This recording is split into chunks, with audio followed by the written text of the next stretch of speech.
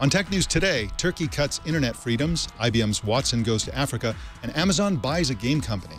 All that and more coming up next. This is Twit. Bandwidth for Tech News Today is provided by CacheFly at CACHEFLY.com.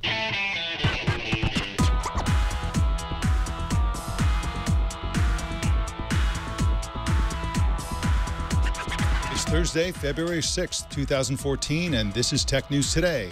Tech News Today is brought to you by Squarespace, the all-in-one platform that makes it fast and easy to create your own professional website or online portfolio. For a free 2-week trial and 10% off, go to squarespace.com and use the offer code TNT2.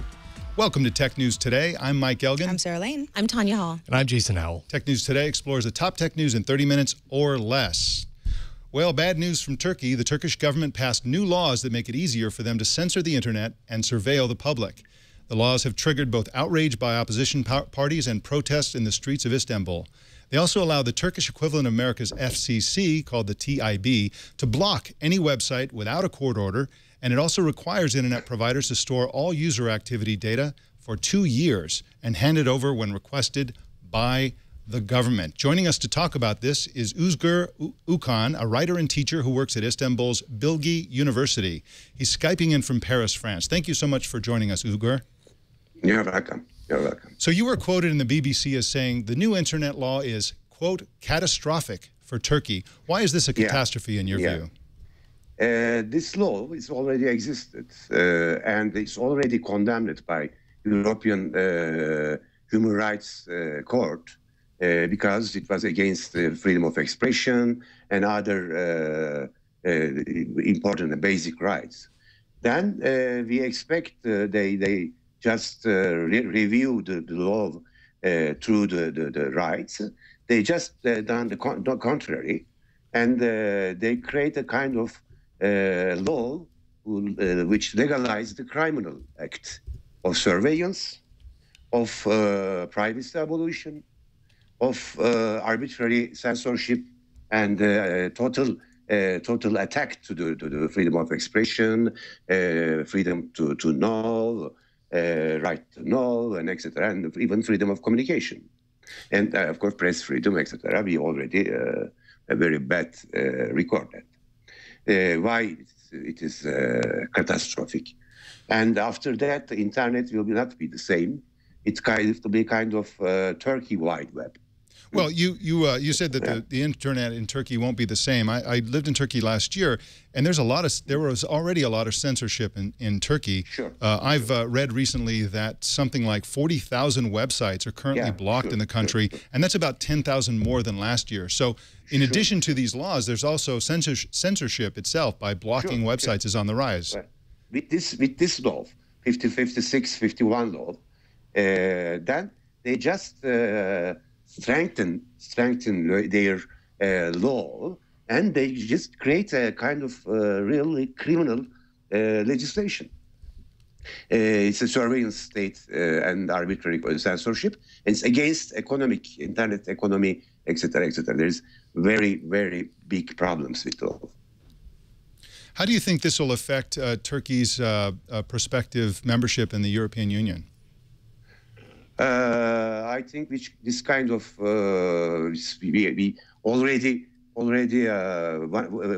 the country we just prison the most journalists. We have the very, very bad records about censorship, about consumer, about a lot of things. Then internet, besides internet, we have a lot of problems. Internet was the really only alternative, especially social media. Because in Turkey, traditional media is totally governed by the government, economically and politically. Then the last Gezi resistance proved that's without social media, there is no real right to know in Turkey. There is no real media. Prime Minister Erdogan famously called Twitter, quote, a menace to society. Will the law also allow more government control of social media? Sure.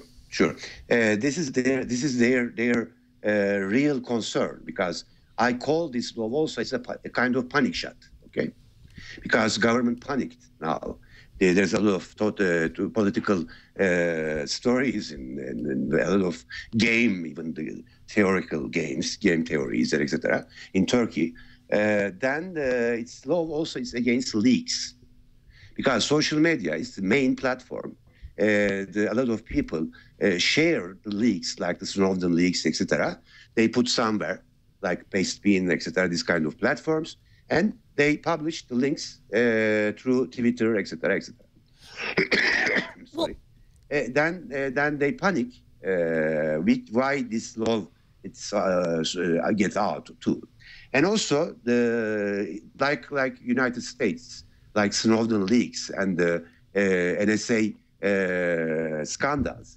In the United States, they do that secretly, and you cannot prove really these anti-constitutional scandals. But in Turkey, with this law, they just legalize this anti-constitutional crime against constitutional rights, against the whole international conventions we signed as state, etc.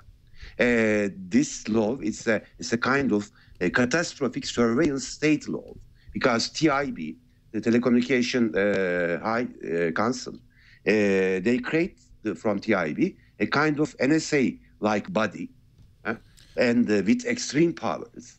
They can easily arbitrarily censor everything, and they can this kind of things. And we have a lot of DPI, package inspection systems, etc., etc.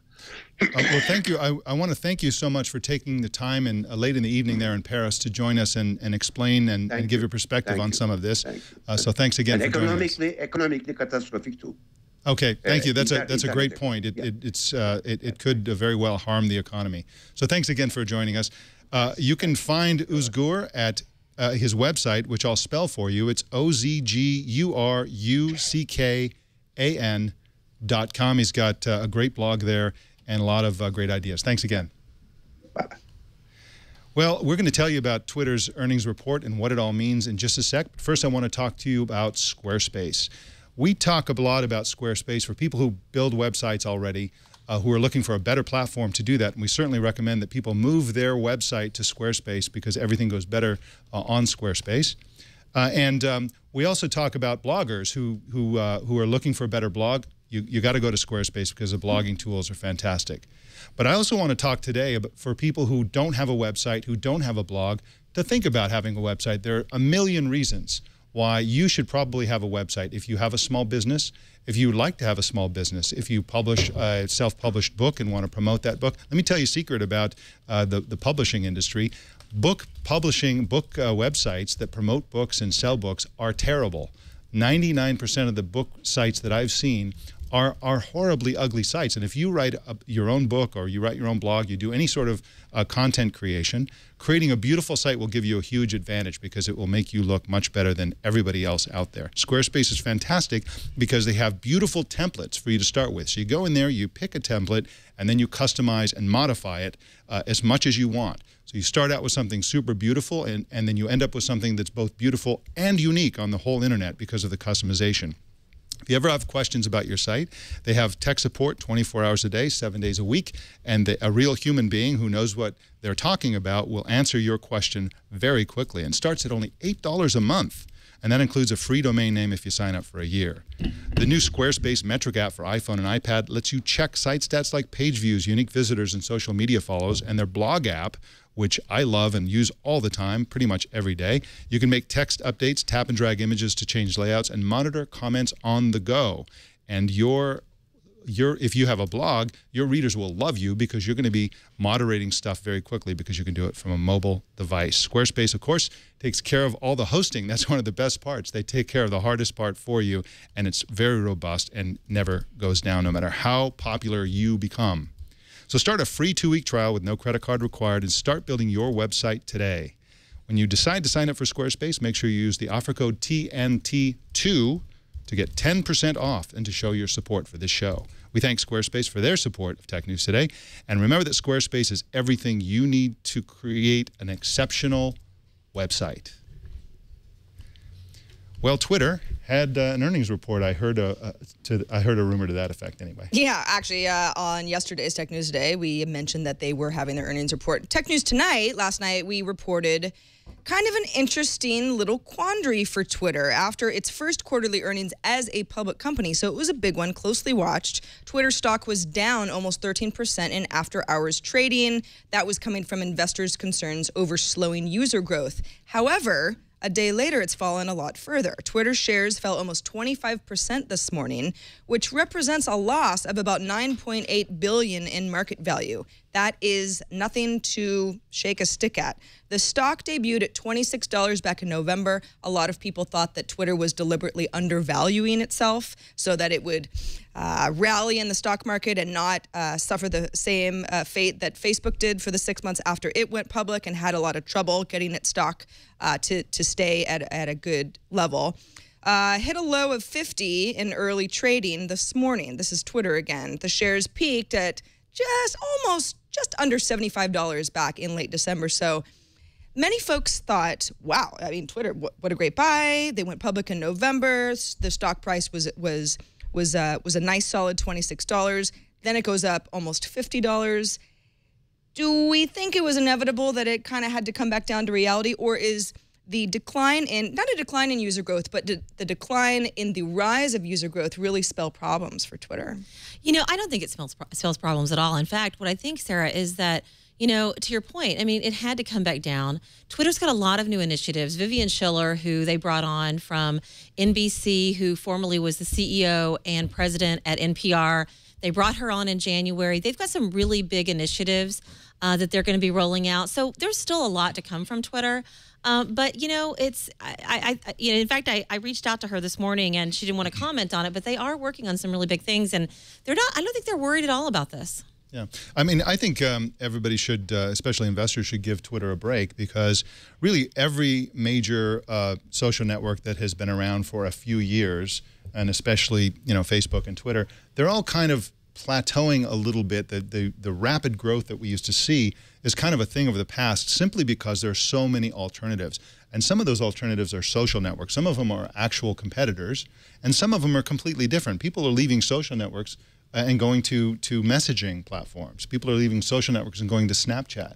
There's so many alternatives, and the only social networks that I'm aware of that are pretty big and growing really fast are Pinterest, Instagram, and to a certain extent Google+. Facebook and Twitter, you know, everybody got in there early, but you know, Twitter, the thing about Twitter is that they have the audience that they do have, even if they grow slower, is an awesome audience. Every journalist. Well, exactly. That's what I was thinking. I mean, really, Twitter gets the users for their platform. They realize that it's a lot of media people, it's a lot of journalists, and you know, we talked about Turkey a little while ago, and you know, the fact that other countries are using, and you have individuals that are becoming their own journalists, reporting what's happening in their community, in their town. Yeah, but journalists on Twitter, that is a small subset of the billion plus people that Twitter would like to receive. But an influential one. Sure, influential, but again, if you're not in the industry, it doesn't matter as much. You know, the journalist being on Twitter is, well, we're going to get our news package some way. The fact that we're all talking to each other on Twitter and sharing information, it's a great tool. I agree with that. Nick Bilton, who wrote Hatching Twitter and is also a frequent guest on the Twit Network, he had an interesting thought yesterday. He wrote, it was in a tweet, Twitter's growth problem isn't just about new users, it's about convincing people who joined in the Oprah days, then abandoned, to come back. And I think he's absolutely right. We don't have to be convinced that Twitter is a great tool. Twitter is still very confusing to people. There's a weird syntax. The design of Twitter.com keeps changing. People don't really understand how DMs work and how that will help them. It's hard to convince somebody that signed up for Twitter and then decided, I don't know, I'll just stick with Facebook, that it's actually a tool that they need. Yeah, I think that's a great point. And I think another big weakness, if you will, for a lot of people on Twitter is the follow method. So for example, on Twitter, when you post something, it just kind of goes out there and the conversations happen out there on Twitter, right? This is different from, say, Google+ or Facebook. When you post something, the conversation that comes from that is right there on your post. You can block people and they are gone from that conversation, whereas on Twitter, they can continue. So there is a bullying and a kind of harassment element. I hear a lot of people complaining about being trolled and harassed mercilessly on Twitter, and they haven't found a good solution for that. And you know, the other thing is that it's very, you know, the public thing is a problem for a lot of people, especially young people who don't want to be famous. They don't want a megaphone. They just want to talk to a tiny circle of friends and make sure nobody else listens to that conversation. Well, and that's why you see them migrating to other things, like you mentioned Instagram, you mentioned Snapchat. And you're absolutely right. There's always going to be something, and there's going to be a place that the next generation goes. But I will say this again about Twitter, and I personally am really excited to see what Vivian does while she's there. I mean, to bring her in from NBC, and again, she president and CEO of NPR. She's got some clout, and they've got her heading up the entire news division. So they plan on doing something with this. Yep. I don't think we've heard the end of that. Everybody wants to be a news organization these days, it seems like. So I understand that IBM's Watson is done playing Jeopardy for now. How exciting. I know. So IBM is putting its Watson artificial intelligence system to work boosting technology in Africa. The company is investing $100 million over the next decade to fund Watson-based projects and its African research laboratory in Nairobi, Kenya, and that's right. The company also plans to open an IBM Innovation Centers in Lagos, Nigeria, and Casablanca in Morocco. And Johannesburg. I can't talk this morning. South Africa. I think it's all that soda. You know, they've got, I can understand, you and I were talking about this morning. I can understand Africa. I'm not so sure about, you know, some of the other places that they want to go. And you said you thought Morocco was okay, but Nigeria? Yeah, well, you know, Nigeria has a need for a lot of educational things, and everybody needs a supercomputer. That's one of the big problems with the world that we live in, is the difference between those who have access to massive amounts of compute power and those who don't. Well, Steve Ranger is joining us to talk about this. Steve is the UK editor-in-chief for ZDNet and Tech Republic, and we thank Steve for joining us. Thanks for being here. Hey, no problem. Steve, can you tell us more about the nature of IBM's investment in Africa? Yeah, so as you mentioned, IBM is spending $100 million over the next decade to take its Watson cognitive computing system into Africa. It's got a new research lab in Nairobi. It's talking to startups and researchers and development agencies to try and see if it can take Watson, which is effectively a kind of a huge tool for exploring unstructured data, to see if it can use that to address some of the the issues that you have in Africa. I think it's a really interesting idea, because you're taking something which started off in a game show and using it to actually explore some really kind of important issues around education or healthcare or infrastructure. So I think it's a really interesting move. As I understand it, this is in part can be understood as the application of big data, the big data movement, to the problems that Africa has around hunger, disease, and things like that. How do you gather the data? Isn't the hardest part getting the data from the farmers, from the NGO workers, from all these different sectors of society, and getting them into the system? Yeah, absolutely. Gathering the data is one of the big problems. I think maybe the bigger problem, which is what they're hoping to address with Watson, is that once you've got the data, then you have to work out what to do with it. It's quite the same as any large organization that has huge amounts of data it's been storing for years and years, doesn't really know how to break it down, doesn't know how to analyze it, has it all in vast unstructured piles of images or notes, doesn't know how to fix that. So what they're trying to do is kind of take that technology and use that to take that data and maybe come up with some answers to some actual evidence-based responses to some of the issues around healthcare or education. It's quite an interesting enterprise, I think. So, okay, this is their 12th. I mean, for a lot of people that maybe don't even know, I mean, this is a supercomputer. You know, was kind of famous, I think, when it won Jeopardy, beat the current Jeopardy champion in 2011. What do you think kind of the long-term play is for what are they trying to accomplish with this? I think their long-term play with Watson is huge. If you remember, IBM is selling its x86 server business off to Lenovo. And a big chunk of the money it's getting for that is effectively the money it's going to Watson. It's getting something like $2 billion for selling that business, spending some on cloud, and it's saying it's spending $1 billion on Watson. That's because I think it's got very high hopes for Watson. After winning Jeopardy, it kind of went a little bit quiet. I mean, it's been making some steady progress, but But I think IBM looks at something like Watson, this learning technology, this cognitive computing, as something that it can really use over the next decade or longer to really drive the business forward. I think it's one of the big bets that IBM is going to make over the next decade. So the African use is interesting in itself because that's a really kind of fascinating application of it. But I think Watson is going to be a really big play for IBM. Watson physically used to be the size of a room, right? It was like it's some sort of mid-sized bedroom or something. And we've reported that it's steadily, as computers tend to do, gotten a lot smaller. So it makes a lot more sense that you'd say in an emerging market, let's get some supercomputers over there. Let's figure out how the technology can even leapfrog over some of the tech that maybe never got to Africa or hasn't stuck in Africa. Mobile is such a big, such a big potential on the continent right now. It seems like a good time to get Watson International. Yeah, I think so too. And Steve, we have another show here called Twit, as you probably know, and another one called Twig this week in Google. Another one called a Mac Break Weekly. And on Mac Break Weekly, a gentleman named Alex Lindsay, who's the CEO of Pixel Core, does a lot of work around education and infrastructure development in Rwanda. And he's been telling me all kinds of stuff about how exciting it is there because there's so much infrastructure development, high-speed internet. We've also heard, and I think we've mentioned it on this show, that Google's installing their Google Fiber initiative in Uganda. In Kampala, the capital of Uganda. There are also tech centers all over sub-Saharan Africa, especially in North and East, that are springing up. It seems like a really exciting time for technology in Africa. Yeah, absolutely. I mean, if you think that most of the people will never go through that whole buying a PC process, they'll just go straight to a smartphone or a tablet. They'll absolutely leapfrog that level of technology.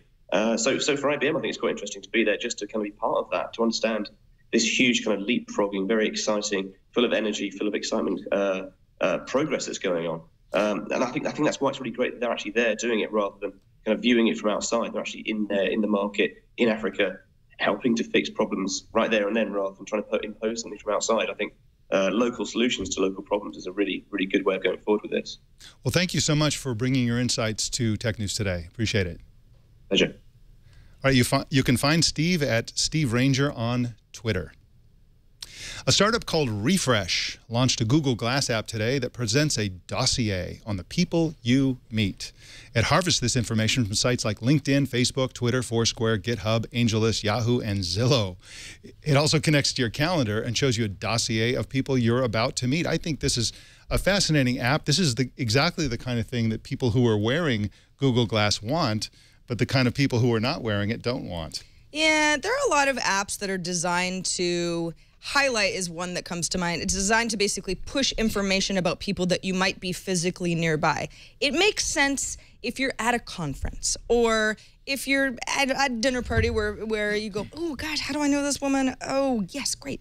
That sort of thing. This just seems like another version of that, but it's on your face. You know, what am I missing here? A lot of Google Glass apps seem like that to me. Well, exactly. And you know, you mentioned Highlight, which got a lot of popularity when it released at South by Southwest.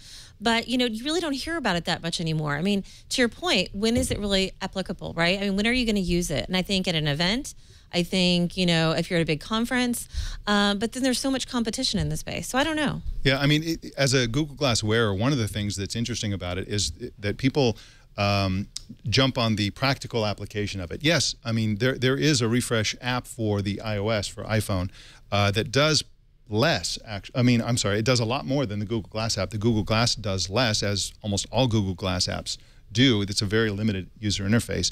It does something in the same category, and I've tried this app. It's pretty great. There's another Google Glass app that does something similar called People Plus, and People Plus was controversial when it first came out.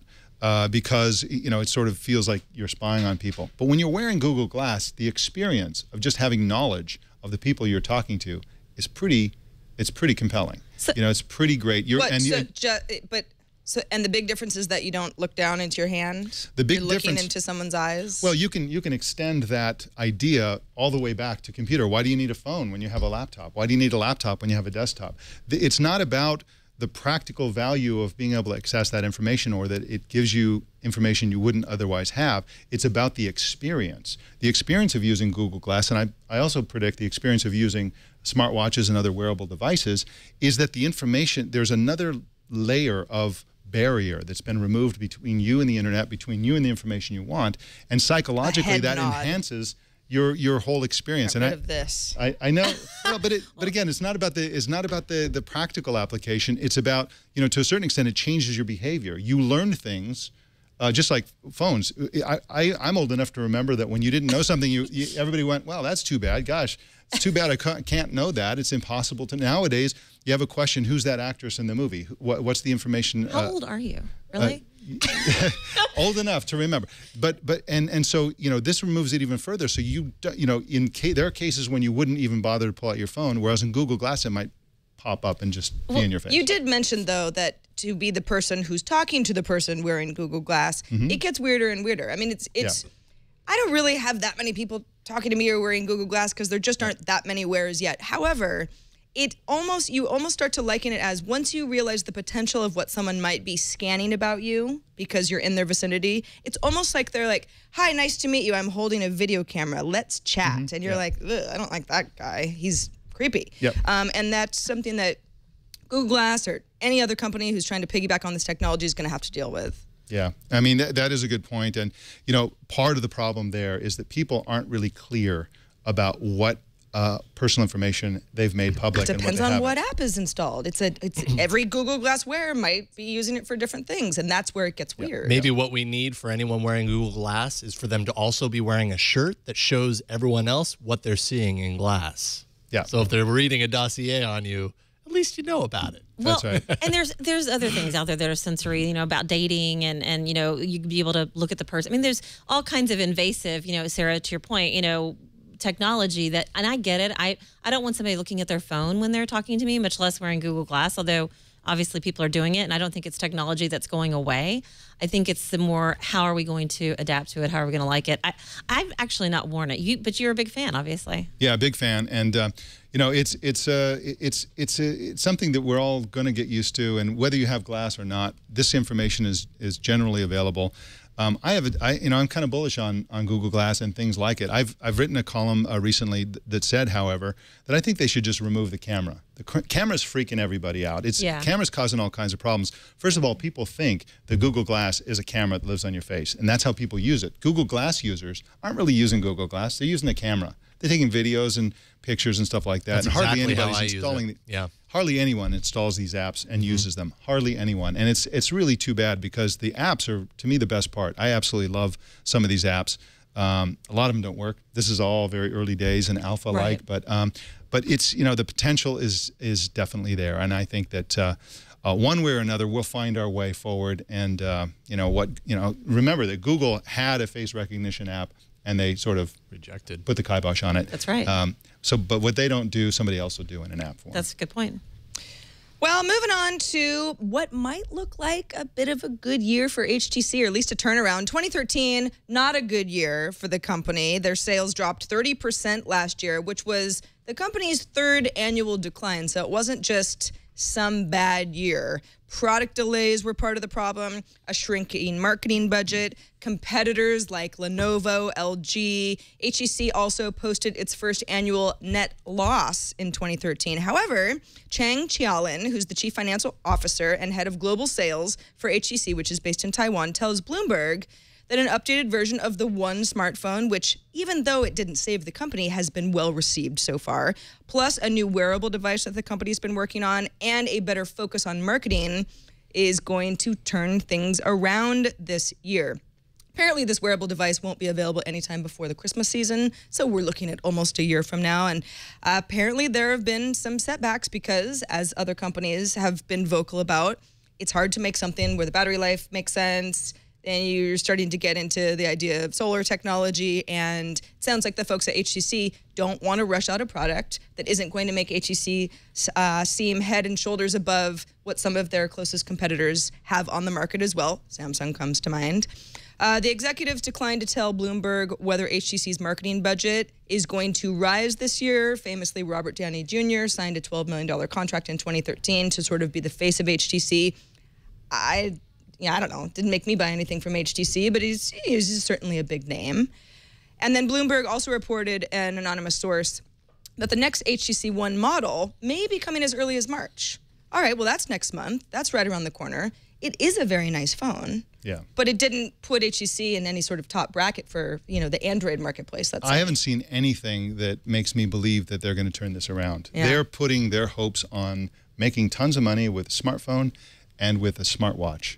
Ain't going to happen. By the time they get that watch on the market, there's going to be a glut of smartwatches, and only a minority of users are likely to get those. Nobody's making money. Nobody's making profits in the smartphone world except Apple and Samsung. And every other handset maker is scrambling for the crumbs. And HTC is another one that's going to be scrambling for crumbs. It seems unlikely that they're on the brink of coming out with a phone that's so awesome, so desirable, that they're going to be able to have a high-profit device that will pull them out of this mess. Absolutely. I mean, everyone's getting into the wearable device space, so the competition is definitely out there, and it doesn't sound like they're really doing anything that exciting. So what do they need to do? I mean, I suppose that's the question that they're asking themselves. But HTC used to have an incredibly strong brand, and they still make great devices. But their strategy obviously isn't working. What exactly does it take for a company like HTC to reverse the trend and become powerful again? Well, they need radical innovation, and they need to pick a subset of the market that they can completely dominate. I don't know what that is. Maybe they go for the emerging markets and compete with the Chinese upstarts in those markets. Maybe they go for the super high-end and become a luxury brand. I don't know what their core competencies are, but just come out with another pretty cool phone and another pretty cool smartwatch that isn't really going to do it. Yeah, that continues to not work for them. Yeah, It's another alternative, of course, is for them to specialize in other types of wearable devices, or go after vertical markets. Maybe they go after manufacturing or retail or something like that. I don't know. It's a tough market. It's really tough out there because on the one hand you have Apple dominating the high end, you have Samsung, which is a very, very dominant player, and then you have all these Chinese upstarts. Lots of them who are very aggressive, selling at top, bottom of the barrel prices. So it is not looking good. Well, let's see. What are the big gaming platforms? Microsoft, Sony, and Amazon? Amazon. Well, Amazon is in the news.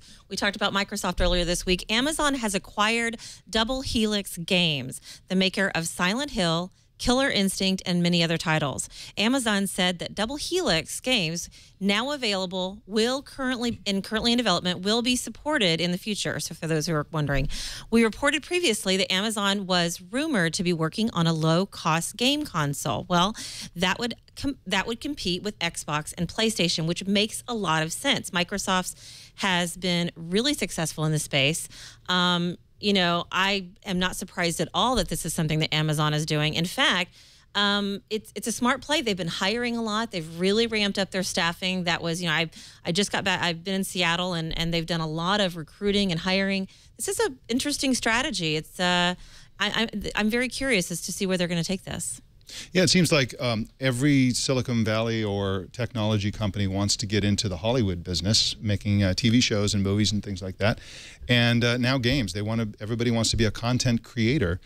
So once again, every time you talk about Amazon, you have to give them props because they're a very smart and aggressive company that does a lot of innovative things.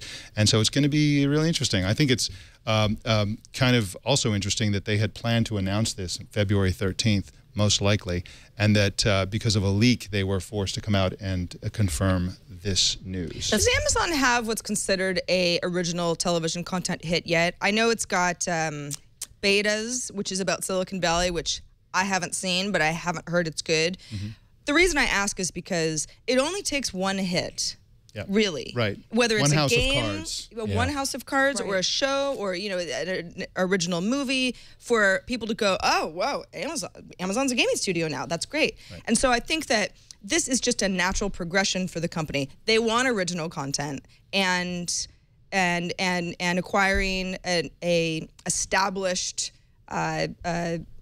maker of games is probably a better way to do it than try to start something organically in-house. It's also interesting because Double Helix is not the hottest game company anymore. They had Silent Hill was a big hit. People know them for them, and they have some moderately successful games. They're pretty much, I feel to me, I mean, I'm not a specialist in the gaming industry, but they seem like they're kind of on the decline. But I'll bet you that Amazon throws a ton of money at them and possibly even revive them as a powerful game platform. I would absolutely agree. That is exactly what I was thinking. Jeff Bezos has been an incredible CEO. They've got this is a smart play because they didn't just acquire the software; they acquired the talent, the know-how. Yeah, exactly. And so there's clearly some major content strategy that they're playing. Yeah. I don't know. There's a lot of hush hush around the whole Seattle tech space about what they're doing.